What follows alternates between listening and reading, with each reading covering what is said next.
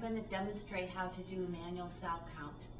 Manual cell counts can be done on whole blood, or they can be done on various body fluids, to include the serous fluids, spinal fluid, synovial fluid. Dependent on what type of body specimen you are using depends on whether a dilution would need to be made for a manual cell count. For whole blood, definitely you will need to do a dilution. What we can count in whole blood are the red cells, the white cells, and the platelets. What we would count in other body fluids would be just the white cells and red blood cells. Because of the number of cells in whole blood, like I said, a dilution will be needed to be made, and we can use what's called a unipet system for that.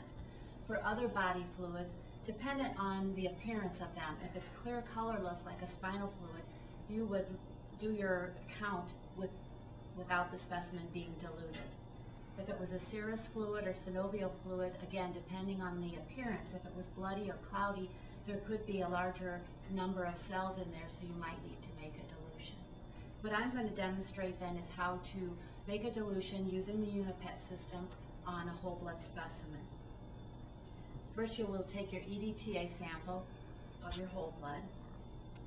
There are various types of unipets for whatever type of cell you are counting, whether it be a white count or a red blood cell count or a platelet count. I'm going to demonstrate with a WBC and platelet unipet. So to open the reservoir, you would puncture the diaphragm by inserting the pointed end of the pipette into it to puncture it. Remove the pipette, remove the shield from the pipette. Again, mix your specimen well. Uncap your specimen, and the pipette will fill by capillary action.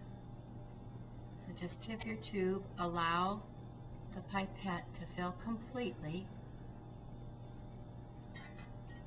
Take your chem wipe, and again, remember with all pipette tips, just wipe straight down the pipette, trying not to touch the end because you don't want to wick any of the sample away.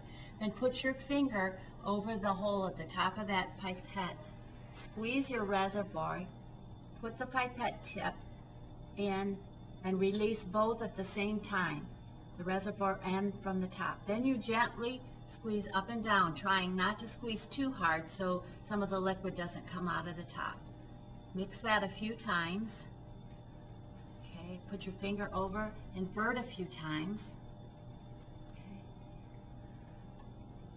Okay. Again, to get everything out of the pipette tip, gently squeeze the reservoir, put your finger over the tip of the pipette, push it in tight, and release both again so everything is out of the pipette tip.